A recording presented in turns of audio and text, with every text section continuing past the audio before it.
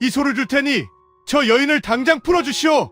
포승줄에 묶인 여인을 구하겠다며 가난한 호라비가 전 재산이나 다름없는 황소를 내놓겠다고 한 것이었습니다. 장터는 순식간에 술렁였습니다. 사람들은 저마다 수근거리며 손가락질했지요. 저 귀한 소를 노비와 바꾸다니 제정신이 아니구먼. 그 사내의 손으로 노비의 신분에서 벗어난 여인은 앞으로 어떤 삶을 살게 될까요? 그리고 그 무모해 보이는 선택은 훗날 그 사내의 삶을 어떻게 바꾸게 될까요? 이제 호라비와 노비의 기막힌 인연을 들려드리겠습니다. 밥마실 야담일 찾아주셔서 감사합니다. 구독과 좋아요는 큰 힘이 됩니다. 오늘 이야기 시작하겠습니다. 옛날 옛적 첩첩산중 깊은 골짜기에 나지막한 초가집 한 채가 있었습니다.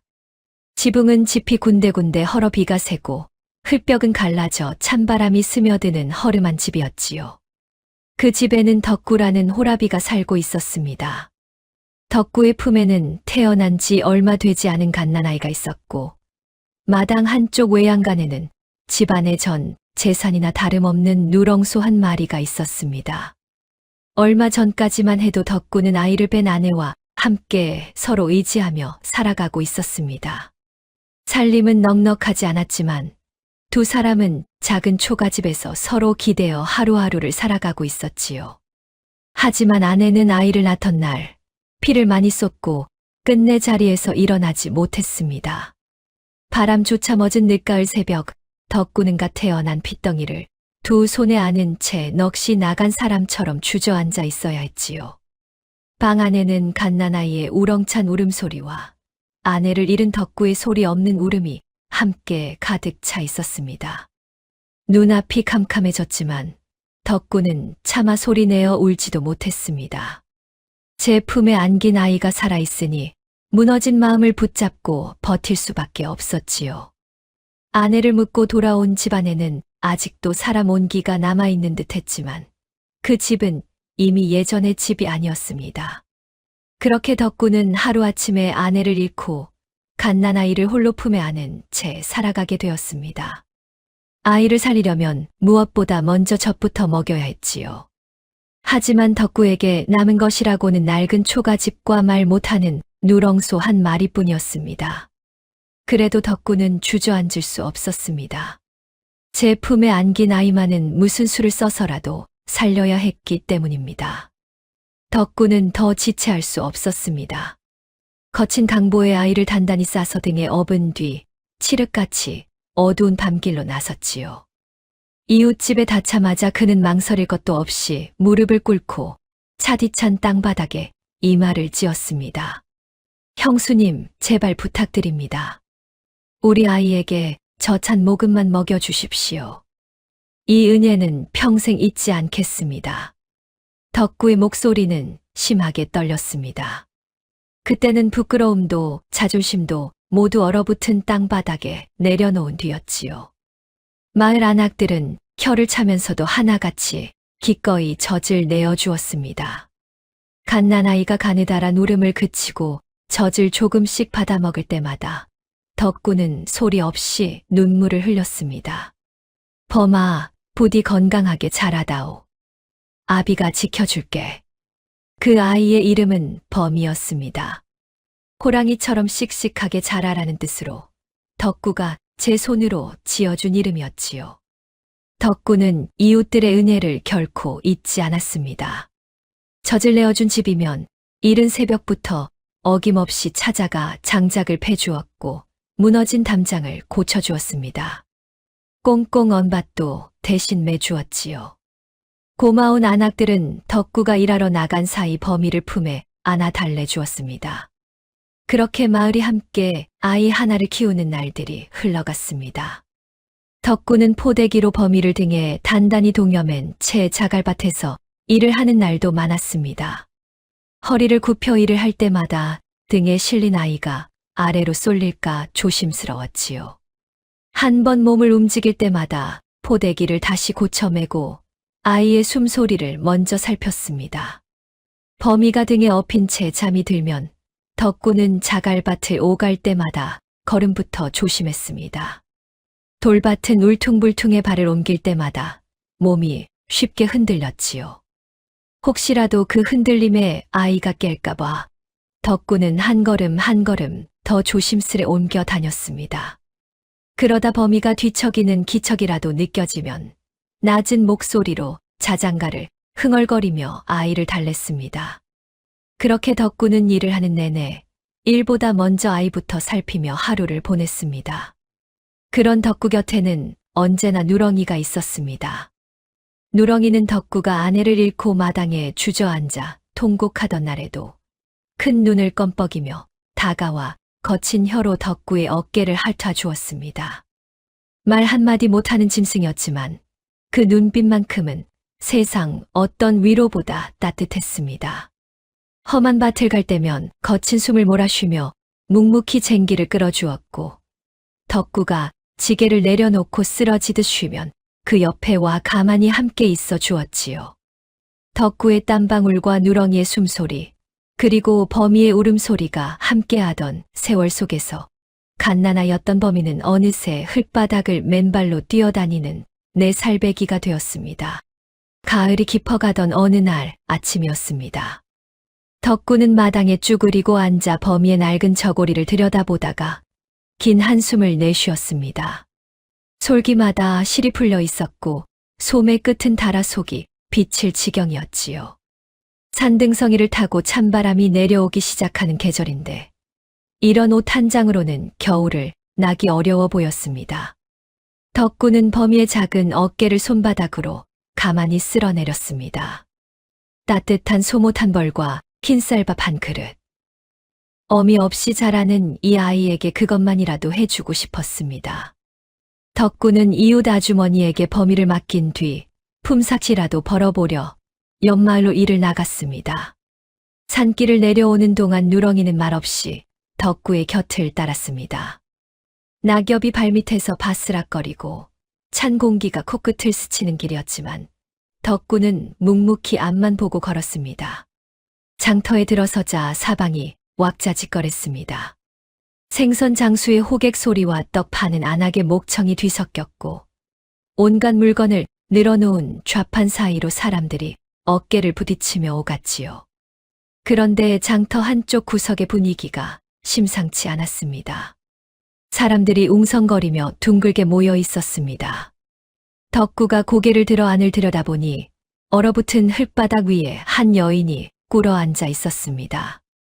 굵은 포승줄이 여인의 두 손목을 짐승 묶듯 단단히 얽어매고 있었지요. 여인 앞에는 험상궂게 생긴 노비장수 하나가 채찍을 손에 든 채 고래고래 소리를 질러대고 있었습니다. 인연이 감히 도망을 쳐 채찍이 여인의 등을 후려쳤습니다. 그러나 여인은 비명을 지르지 않았습니다. 고개를 꼿꼿이 든 채 입술을 굳게 다물고 정면만 바라보고 있었지요. 덕구는 그 눈빛과 마주쳤습니다. 깊고 고요한 눈빛이었습니다.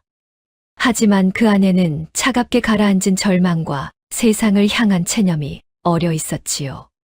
모든 것을 잃고 더 잃을 것도 없는 사람만이 지을 수 있는 눈빛이었습니다. 덕구는 그 순간 숨이 턱 막혔습니다. 범이를 낳고 피를 쏟으며 쓰러져 가던 아내의 마지막 눈빛이 그 여인의 눈동자와 겹쳐 보였기 때문이었습니다. 여인의 이름은 설아였습니다.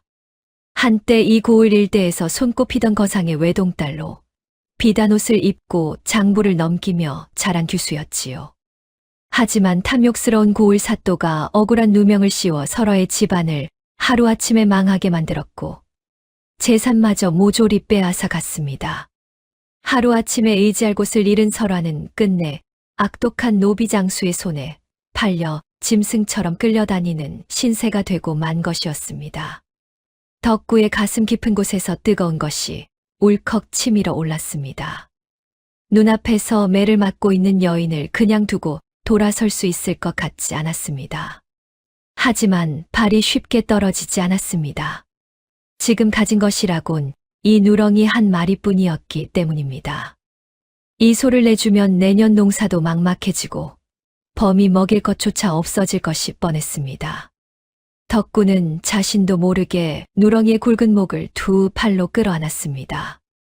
누렁이는 말없이 덕구 쪽으로 몸을 기대어 왔지요. 그 따뜻한 체온이 손끝에 전해졌습니다. 설화를 살리자니 범이가 굶을 것 같았고 그대로 돌아서자니 저 여인을 두고 평생 마음 편히 살 수 없을 것 같았습니다. 덕구의 숨은 점점 거칠어졌습니다. 한 걸음만 물러서면 모른 척하고 돌아설 수도 있었습니다. 하지만 눈앞에 여인을 보고 있자니 차마 발길이 떨어지지 않았습니다. 누렁아, 정말 미안하다. 나를 용서해 다오. 그때 이미 덕구의 발은 노비장수 앞으로 향하고 있었습니다. 머리보다 가슴이 먼저 움직인 것이었지요. 노비장수는 비웃는 얼굴로 눈을 가늘게 뜨고 덕구를 훑어보았습니다. 하지만 덕구는 조금도 물러서지 않고 단호한 목소리로 말했습니다. 내 이소를 줄 테니 저 여인을 풀어주시오. 장터가 잠시 조용해졌습니다. 사람들의 시선이 한꺼번에 덕구에게 쏠렸지요. 노비장수는 누렁이를 위아래로 훑어보더니 입꼬리를 비틀어 올렸습니다. 등치 좋고 튼실한 황소였습니다. 값으로만 따지면 노비 몇 명과도 맞바꾸고도 남을 만했지요. 노비장수는 덥석 고삐를 받아 쥐었습니다. 덕구는 노비장수의 손에서 노비 문서를 낚아채듯 빼앗아 들었습니다. 그리고 그 자리에서 두 손으로 갈기갈기 찢어 허공에 날려버렸지요. 종이 조각들이 바람을 타고 장터 위로 흩어졌습니다. 저 귀한 소를 노비와 바꾸다니 제정신이 아니구먼. 사람들은 저마다 수군거리며 손가락질했습니다. 하지만 덕구는 조금도 흔들리지 않았습니다. 그는 그 자리에 주저앉아 있던 설화 앞에 조용히 무릎을 꿇고 거칠지만 따뜻한 손을 내밀었습니다. 낭자, 갈 곳이 없으시면 우리 집으로 함께 가시지요. 설화는 처음에는 그 손을 물끄러미 바라보기만 했습니다. 이제는 세상에 믿을 사람이 없다고 마음을 굳게 닫아버린 뒤였기 때문입니다. 하지만 덕구의 손바닥에 박인 굳은 살과 갈라진 손마디가 눈에 들어왔지요. 거짓을 모르는 손이었습니다. 설화는 망설이다가 천천히 그 손을 잡았습니다. 덕구는 설화를 부축해 조심스레 일으켜 세웠습니다. 뒤를 돌아보니 누렁이는 이미 노비장수에게 끌려가면서도 덕구를 향해 크고 젖은 눈을 껌뻑이고 있었습니다. 덕구는 차마 오래 바라보지 못하고 눈을 질끈 감았습니다. 그리고 설화와 함께 장터를 빠져나왔지요. 찬바람이 두 사람의 등을 밀어내고 있었습니다. 누렁이의 울음소리는 장터 저편으로 점점 멀어져 갔습니다. 설화가 처음 덕구의 초가집 사리문을 들어서던 날, 마당에는 찬 바람이 맴돌고 있었습니다. 부엌 아궁이는 싸늘하게 식어 있었고 들마루 한쪽에는 거미줄까지 쳐져 있었지요. 방 안에도 변변한 세간 하나 없이 낡은 이불 한 채와 작은 밥상 하나가 전부였습니다. 큰 상단에서 자라온 설화에게는 모든 것이 낯설고 막막하게 느껴졌습니다. 하지만 설화는 아무 말도 하지 않았습니다.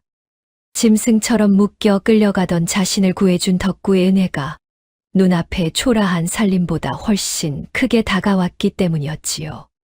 설화는 그날 밤 홀로 부엌에 앉아 싸늘한 아궁이를 한참 바라보았습니다.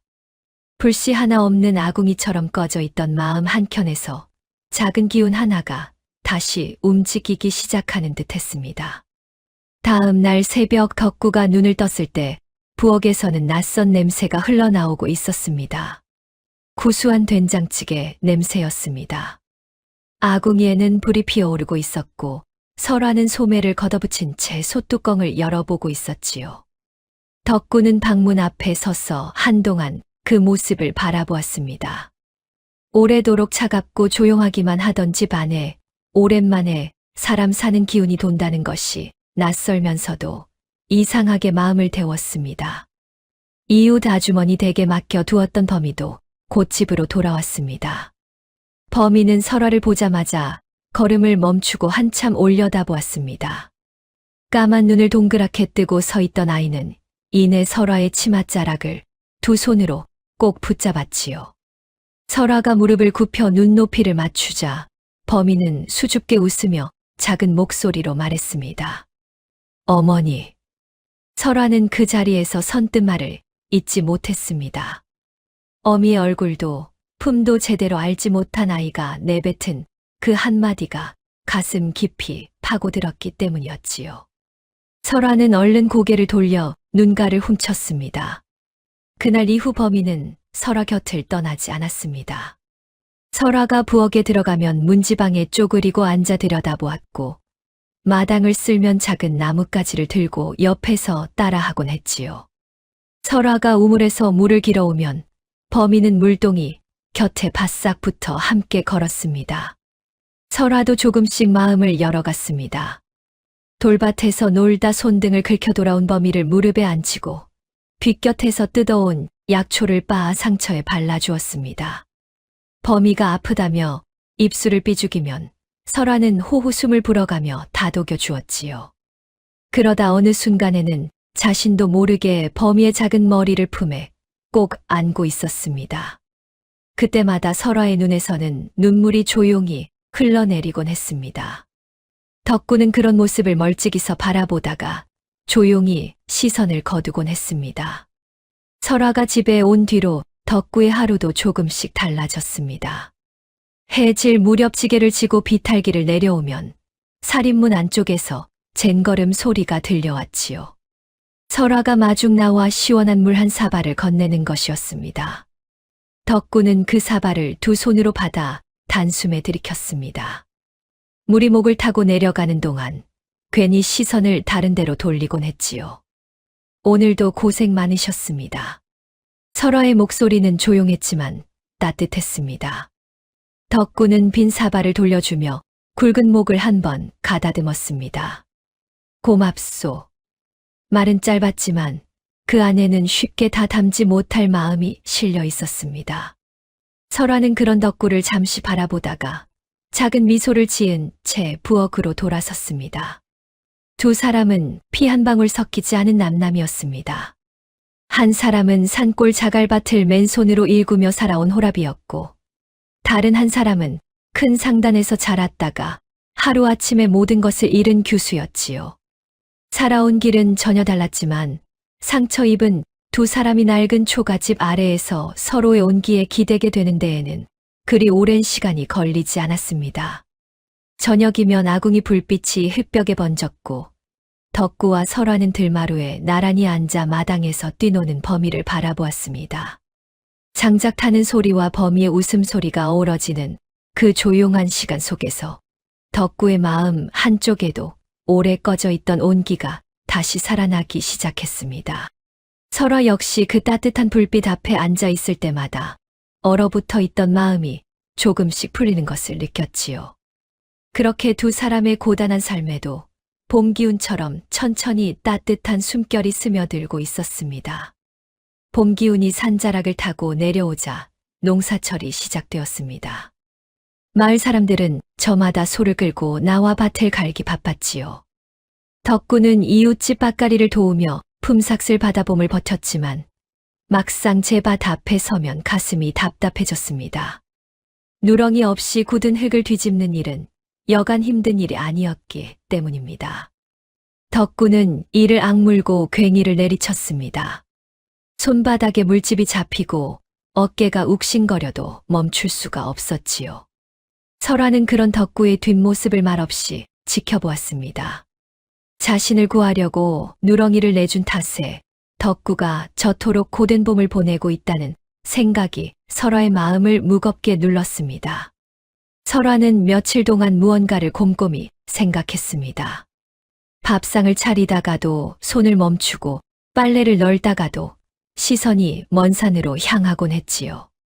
그러던 어느 날 아침이었습니다. 설화는 문득 뒷산 쪽으로 시선을 멈추었습니다. 아름드리 참나무가 빼곡히 들어선 산자락이 눈에 들어왔지요. 아침 저녁으로 이슬이 촉촉이 맺히고 볕은 지나치지 않게 들며 바람 또한 서늘하게 감도는 곳이었습니다. 설화는 그 산을 한참 바라보다가 조용히 눈빛을 달리했습니다. 설화는 어릴 적 아버지 곁에서 귀동냥으로 들었던 이야기를 떠올렸습니다. 참나무가 좋고 습기가 알맞고 바람이 지나치지 않은 산에서는 귀한 표고버섯을 키울 수 있다는 말이었지요. 그 중에서도 유난히 품질이 좋은 것은 값이 높게 쳐졌고 큰 상단에서도 따로 찾는다고 했습니다. 설화는 곧 덕구를 불렀습니다. 바칠은 잠시 미루고 저와 함께 뒷산에 올라가 보시지요. 드릴 말씀이 있습니다. 덕구는 괜히를 내려놓고 설화를 따라 산으로 올라갔습니다.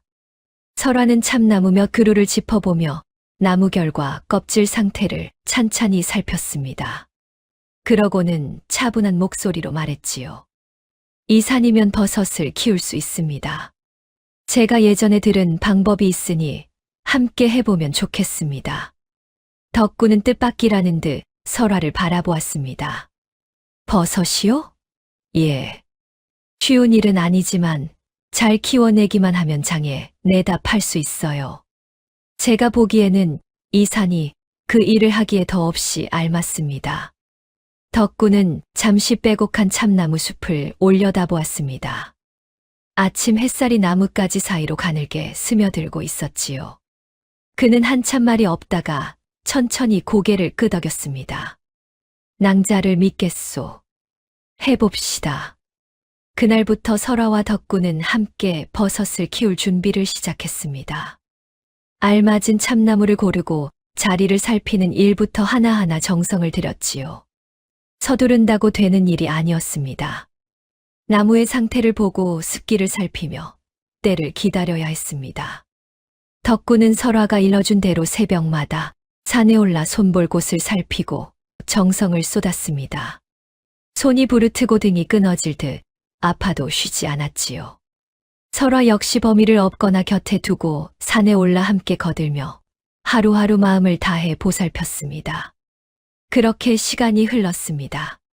이른 봄 새벽 덕구는 늘 그렇듯 산에 올랐다가 그 자리에 우뚝 멈춰 섰습니다.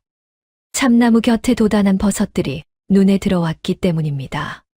하얗고 탐스러운 버섯이 군데군데 올라와 있었고 산 공기 속에는 맑고 깊은 향이 은은하게 퍼지고 있었습니다. 덕구는 그 자리에 주저앉았습니다.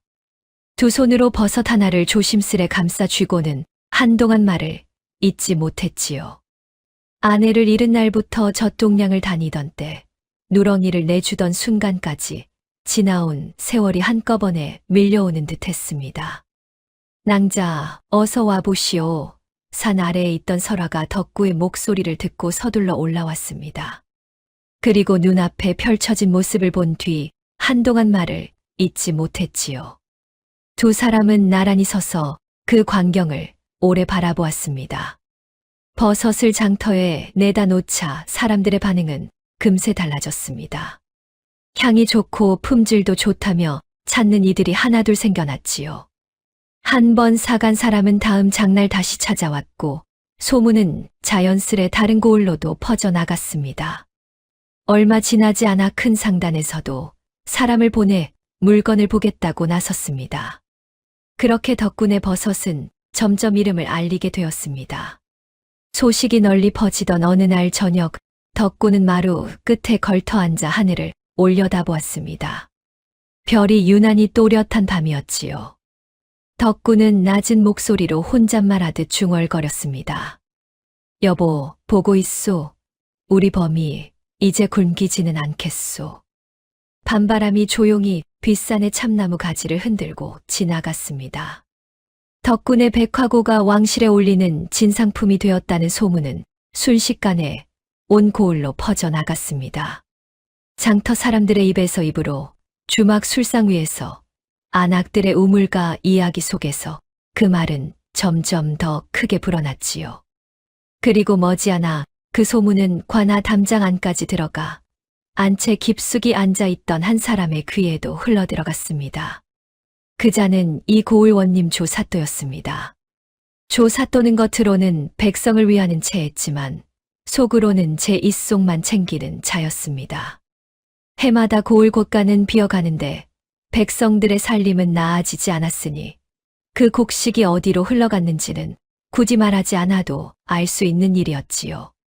바로 그 조사또가 억울한 누명을 씌워 설화의 집안을 하루아침에 무너뜨리고 재산까지 모조리 빼앗아 간 장본인이었습니다.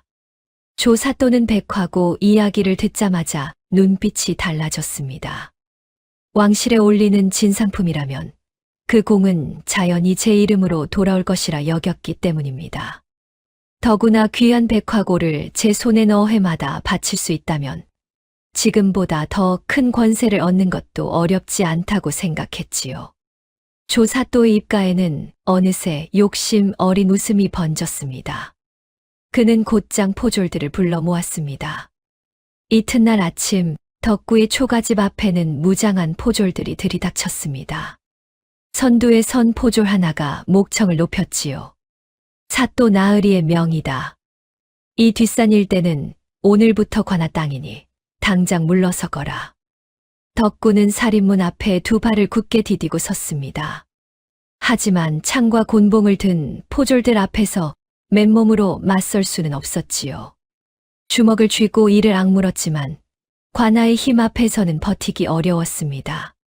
바로 그때 설화가 앞으로 나섰습니다.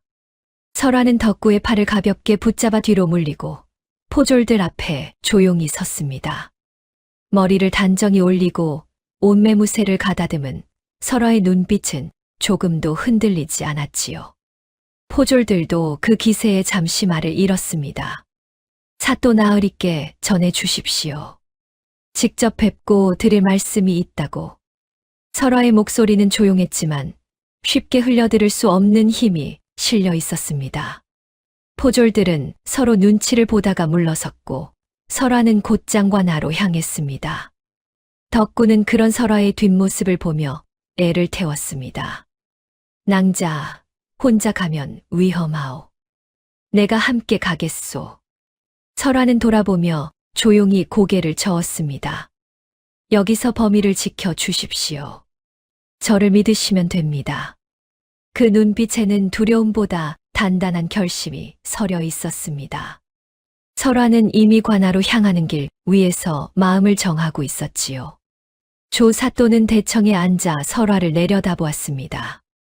남루한 차림의 여인으로만 보였을 뿐 제 손으로 몰락시킨 집안의 딸이라는 사실은 꿈에도 알지 못했습니다. 설화는 사또 앞에 무릎을 꿇었습니다. 그러나 고개까지 숙이지는 않았습니다. 가슴 속에서는 오래 눌러온 분노가 들끓고 있었습니다. 아버지의 얼굴과 집안이 무너지던 날의 기억이 한순간에 떠올랐지요. 하지만 설화는 그 마음을 억눌렀습니다. 지금 이 자리에서 감정을 드러내는 것은 아무 소용이 없었습니다. 탐욕스러운 자를 무너뜨리려면 먼저 그 탐욕부터 흔들어 놓아야 했기 때문입니다. 설화는 천천히 입을 열었습니다. 사또 나으리, 뒷산에서 나는 버섯 몇 개로는 큰 이익을 얻기 어렵습니다. 제게는 그것보다 훨씬 많이 키워낼 수 있는 방법이 있습니다. 조사또의 눈이 가늘어졌습니다. 무엇이냐? 그런 방도가 정말 있단 말이냐? 예, 나으리.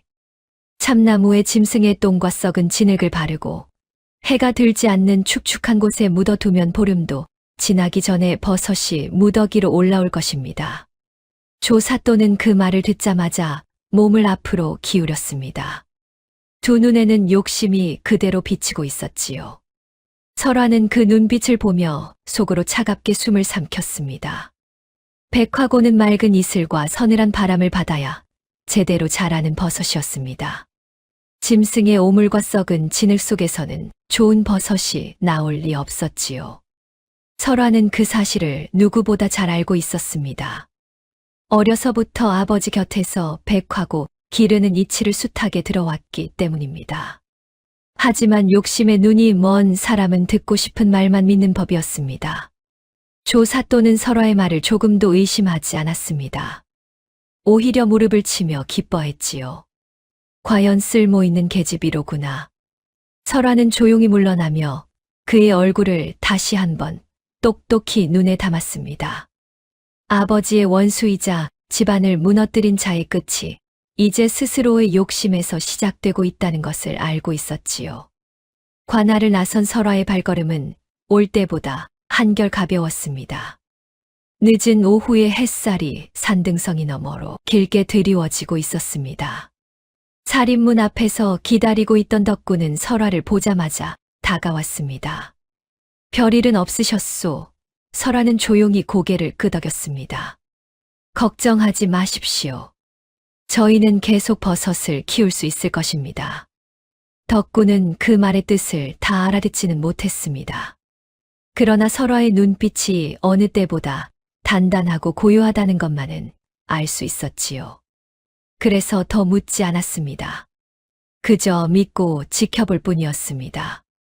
그날 밤 조사또는 좀처럼 잠을 이루지 못했습니다. 머릿속에는 산더미처럼 쌓인 백화고와 그 위에 얹힐 제 권세만 가득했지요. 욕심이 눈을 가려버린 탓이었습니다. 동이 트자마자 조사또는 재산을 끌어모으기 시작했습니다. 탐욕이 이미 그의 이성을 삼켜버린 뒤였습니다. 조사또는 날이 밝자마자 움직였습니다. 고을 외곽에 버려져 있던 넓은 늪지대를 사들이는데 가진 재산의 절반을 쏟아부었지요. 욕심에 눈이 먼 사람은 앞뒤를 살피지 못하는 법입니다. 조사또의 눈에는 오직 산더미처럼 쌓인 백화고와 그 공으로 얻을 벼슬자리만 보였습니다. 늪지대를 손에 넣은 조사또는 곧바로 백성들을 불러 모았습니다. 사또 나으리 명이시다. 당장 괭이와 지게를 들고 나오너라. 포졸들은 이른 새벽부터 집집마다 문을 두드렸습니다. 농사철을 맞아 제밭을 돌봐야 할 농부들이 영문도 모른 채 끌려 나왔지요. 백성들은 얼굴빛이 어두웠지만 관아의 명을 거역할 수 없어 묵묵히 삽을 들 수밖에 없었습니다. 조사또가 시키는 일은 참으로 괴이했습니다. 뒷산에서 멀쩡한 참나무를 마구 베어오게 하더니 그 나무에 짐승의 오물과 썩은 진흙을 잔뜩 바르게 했습니다. 그러고는 그것을 늪지대의 구덩이에 처박게 했지요. 백성들은 코를 찌르는 냄새 속에서 삽질을 하며 속으로 고개를 갸웃거렸습니다. 하지만 누구도 입을 열 수는 없었습니다. 늪지대는 얼마 지나지 않아 진흙 구덩이로 가득 찼습니다. 조사또는 하루에도 몇 번씩 그곳을 찾아왔습니다. 도포 자락을 걷어 올린 채 악취 나는 진흙밭을 돌아다니며 벌써부터 흡족한 웃음을 짓고 있었지요. 버섯이 돋아나기도 전에 한양의 높은 자리에 바칠 선물과 앞으로 얻을 권세를 먼저 떠올리고 있었습니다. 그리고 보름이 지났습니다. 어느 날 새벽 조사또는 늪지대로 달려갔다가 구덩이마다 솟아오른 버섯들을 보고 크게 기뻐했습니다. 겉보기에는 둥글고 희며 제법 탐스러워 보였지요. 조사또는 두 손을 번쩍 들며 웃음을 터뜨렸습니다. 됐다. 바로 이것이다. 조사또는 그때 이미 눈이 멀어 있었습니다. 제대로 살펴볼 생각도 하지 않았지요. 그럴듯한 모양만 보고는 백화고가 틀림없다고 여긴 것입니다. 하지만 설화는 알고 있었습니다. 짐승의 오물과 썩은 진흙 속에서 자란 그것은 백화고가 아니었습니다. 겉모습만 그럴듯할 뿐 속에는 도끼가 밴 버섯이었지요.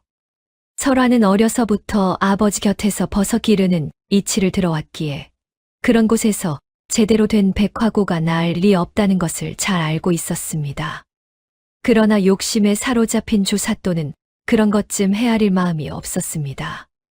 그는 그 버섯들을 가장 화려한 비단 궤짝에 담게 했습니다.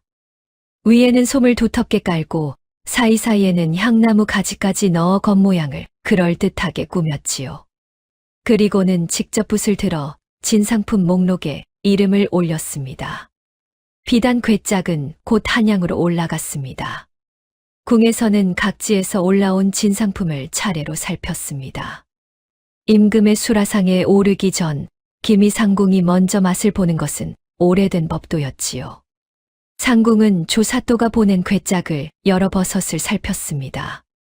겉보기에는 제법 그럴듯했으나 가까이 들여다보니 어딘가 수상했습니다. 상궁은 버섯 하나를 집어들어 향을 맡았습니다. 맑고 깊은 향 대신 텁텁하고 퀴퀴한 냄새가 코끝을 스쳤지요. 그래도 겉모양만 보고 대수롭지 않게 여긴 상궁은 조심스레 한 입을 베어 물었습니다. 바로 그 순간이었습니다. 상궁의 얼굴이 순식간에 하얗게 질렸습니다.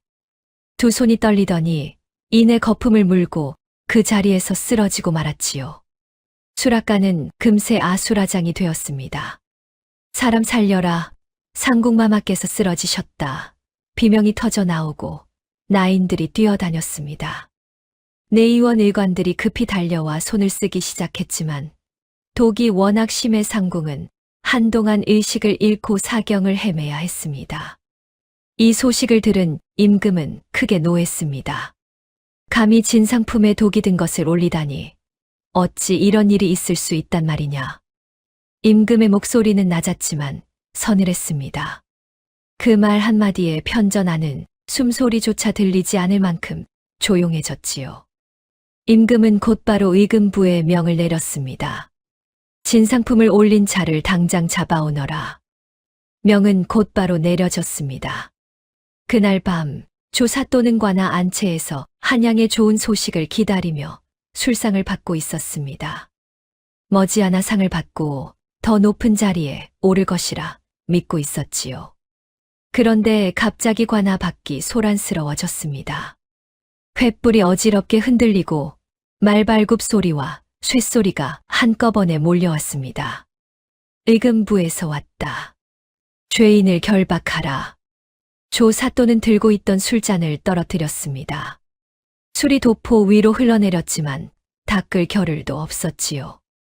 문이 거칠게 열리더니 의금부 나장들이 들이닥쳐 조사또의 두 팔을 붙잡았습니다. 이게 무슨 일이냐? 내가 누군지 알고 이러느냐? 조사또가 소리쳤지만 아무 소용이 없었습니다. 굵은 포승줄이 그의 팔을 단단히 묶었지요. 평소 남을 올가매던 줄이 이제는 제 몸을 감고 있었습니다. 조사또는 영문도 모른 채 질질 끌려 나와야 했습니다. 관아 마당에는 횃불이 환하게 타오르고 있었습니다. 그 아래 선 조사또의 얼굴은 이미 흑빛으로 질려 있었습니다. 조사또가 한양으로 압송되었다는 소문은 이튿날 아침 온 고을에 퍼졌습니다. 사람들은 삼삼오오 모여 수군거렸지요. 처음에는 무슨 일인지 몰라 어리둥절해하던 이들도 조금씩 전해지는 이야기를 듣고 나서는 모두 사정을 알게 되었습니다. 그리고 속으로 통쾌해하지 않는 이가 없었습니다. 조사또가 끌려간 뒤에는 조사가 이어졌습니다. 그 과정에서 그가 저질러 온 악행들이 하나씩 드러났지요. 백성들의 곡식을 빼돌린 일, 죄 없는 사람들에게 누명을 씌운 일, 설화의 집안을 무너뜨리고 재산을 가로챈 일까지 모두 밝혀졌습니다. 결국 조사또의 재산은 남김없이 거두어졌습니다. 스스로의 욕심이 제 발목을 잡은 셈이었지요. 남의 것을 빼앗아 쌓아 올린 탐욕이 끝내 제 목을 조이는 화가 되어 돌아온 것이었습니다. 덕구는 그 소식을 듣고도 한동안 말이 없었습니다. 그저 긴 숨을 한 번 내쉴 뿐이었지요. 설화는 저녁 하늘을 오래 바라보았습니다. 산등성이 위로 붉은 노을이 번지고 있었습니다. 아버지의 얼굴이 떠오르고 억울하게 쓰러져 간 집안 사람들이 생각났지요. 설화의 눈가에서 눈물 한 방울이 조용히 흘러내렸습니다. 그러나 그 눈물은 더는 절망의 눈물이 아니었습니다. 오래도록 가슴에 맺혀있던 응어리가 비로소 풀려나오는 눈물이었지요. 그날 저녁 뒷산의 참나무 숲에는 바람이 조용히 지나가고 있었습니다. 마치 떠나간 이들이 이제는 편히 살라고 등을 어루만져 주는 듯 했습니다. 조사또가 파멸을 맞이하자 그동안 억눌려 있던 진실들이 봄 햇살 아래 눈 녹듯 하나씩 드러났습니다. 의금부의 조사가 깊어질수록 서로 가문에 씌워진 누명의 실체가 낱낱이 밝혀졌지요.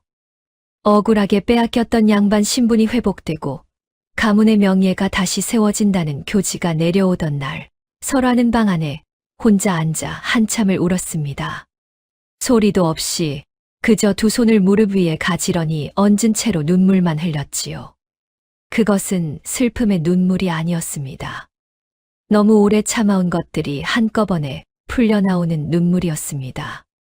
가문이 무너지던 날부터 포승줄에 묶여 장터 바닥에 꿇어앉던 날까지 이를 악물고 삼켜온 모든 것들이 그 눈물 속에 녹아 있었지요. 며칠 뒤 가마 한 채가 덕구의 초가집 앞에 당도했습니다. 설화의 신분이 회복되었으니 마땅한 것처럼 모시겠다는 전갈과 함께였습니다. 가마꾼들은 공손히 기다리고 있었고 마을 사람들도 하나둘 모여들어 수군거렸지요. 남루한 초가집에 살던 안악이 알고 보니 양반가 규수였다는 사실에 모두 놀란 눈치였습니다. 설화는 가마 앞에 잠시 멈춰 섰습니다. 비단 방석이 깔린 가마 안을 가만히 바라보던 설화는 천천히 고개를 돌렸습니다. 살인문 안쪽에는 덕구가 범이의 손을 잡고 서 있었습니다. 덕구는 아무 말 없이 설화를 바라보고 있었고 범인은 영문도 모른 채 두 팔을 벌린 채 서 있었지요. 설화는 가마꾼을 향해 조용히 말했습니다. 그냥 돌아가 주세요.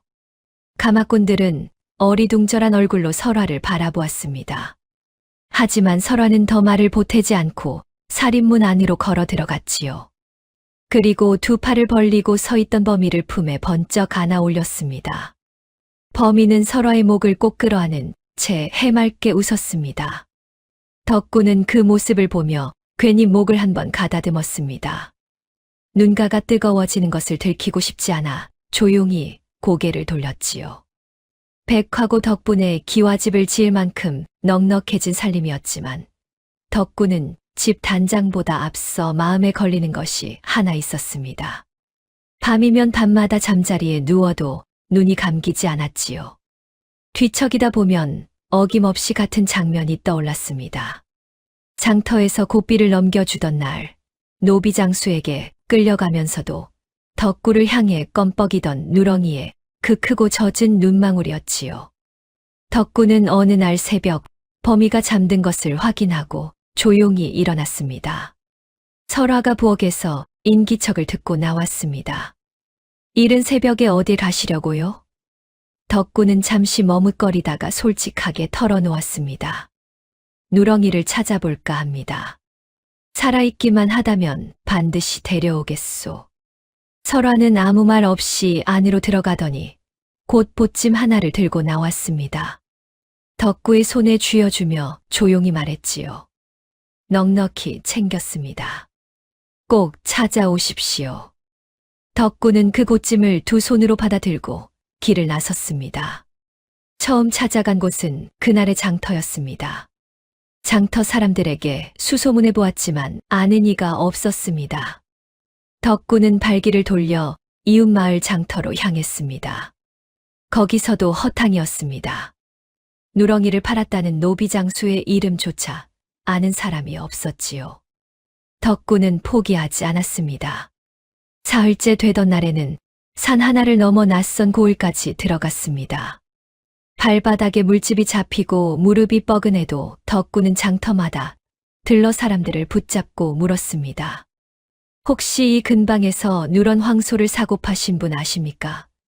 등에 작은 흰 점이 있고 왼쪽 뿔이 오른쪽보다 조금 짧은 소입니다. 어떤 이는 고개를 저었고 어떤 이는 들어본 것도 같다며 엉뚱한 곳을 가리켰습니다. 덕구는 그 엉뚱한 곳도 빠짐없이 찾아갔지요.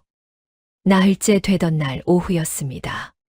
한 늙은 소 장수가 덕구의 말을 듣더니 턱을 쓸어내리며 말했습니다. 왼쪽 뿔이 짧은 누런 소라면 저 산 너머 갈반 마을 이 서방네 논을 갈고 있을 거요.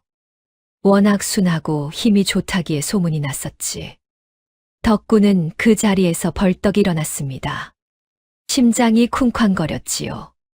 걸음은 점점 빨라졌고 갈반 마을로 넘어가는 산길은 유난히 멀게만 느껴졌습니다.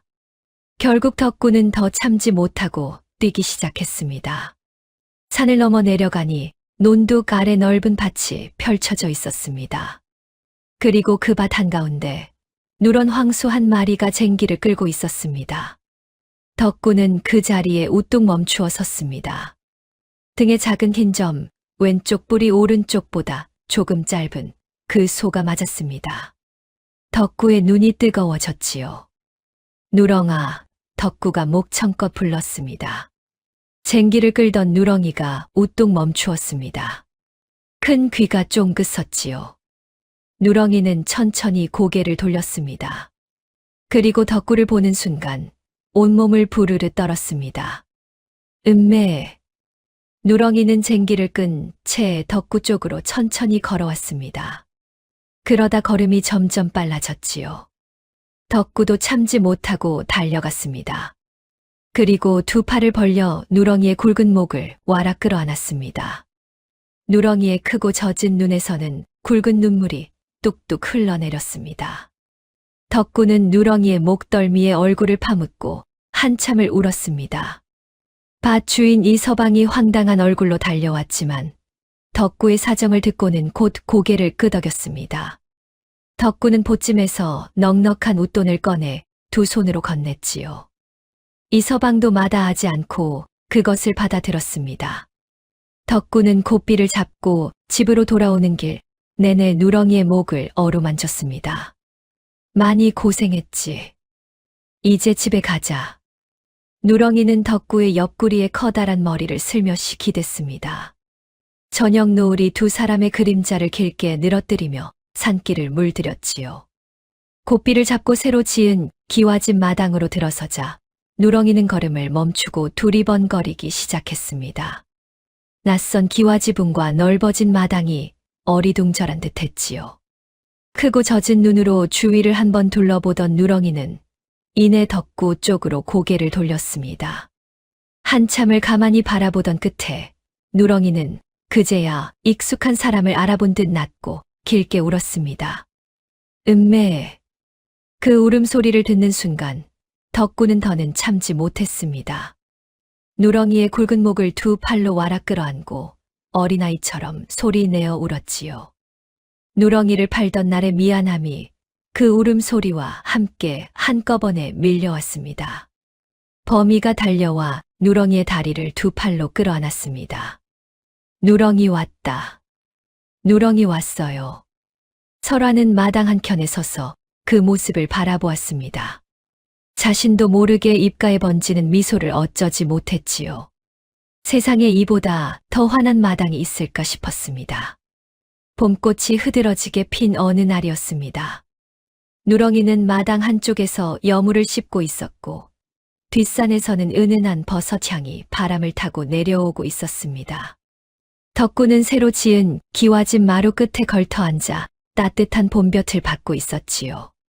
부자가 된 뒤에도 덕구의 마음은 예전과 조금도 달라지지 않았습니다. 오히려 살림이 넉넉해질수록 덕구는 더 자주 이웃들을 돌아보았습니다. 범이가 핏덩이였던 시절 칠흑 같은 밤에 찾아가 무릎을 꿇었을 때 기꺼이 젖을 내어주던 안악들의 은혜를 덕구는 하루도 잊지 않았지요. 이웃집 지붕이 낡아 비가 샌다는 말을 들으면 먼저 찾아가 고쳐주었습니다. 홀로 사는 노인의 밭에 일손이 모자라다 하면 누렁이를 끌고 가 함께 밭을 갈았지요. 흉년이 들면 곶간을 여러 쌀을 나누어 주었고 형편이 어려운 집에는 모르는 적쌀가마를 문 앞에 두고 오기도 했습니다.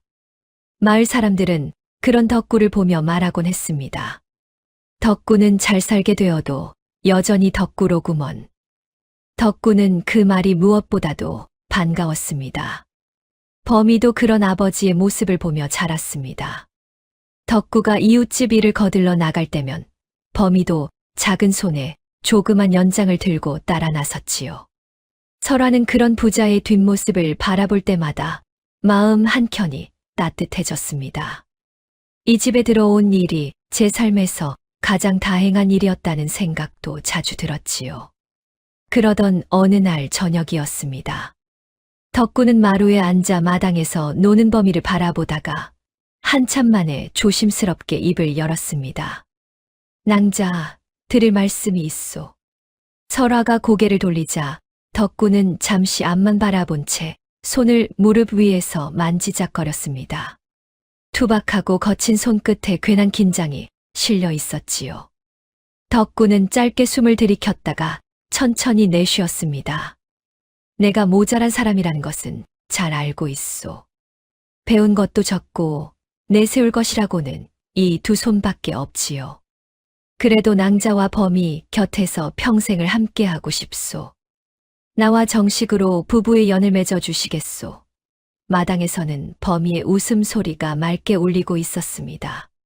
저녁 바람이 뒷산의 참나무 잎을 살랑살랑 흔들었지요. 설화는 한동안 아무 말이 없었습니다. 장터 바닥에 꿇어 앉아 있던 날, 제 앞에 내밀어졌던 그 거칠고 따뜻한 손이 떠올랐습니다. 새벽마다 묵묵히 뒷산을 오르던 덕구의 뒷모습도 떠올랐지요. 범이의 상처에 약초를 발라주며 함께 웃고 울던 날들도 생각났습니다. 그러고 보니 설화는 오래전부터 이미 덕구와 범이 곁을 제 집처럼 여기고 있었습니다. 그 자리가 세상에서 가장 편안한 자리라는 것도 알고 있었지요. 설화의 입가에 조용한 미소가 번졌습니다. 저도 이 집에서 평생 살고 싶었습니다. 덕구는 그제야 설화를 바라보았습니다. 눈가가 조금 붉어져 있었지요.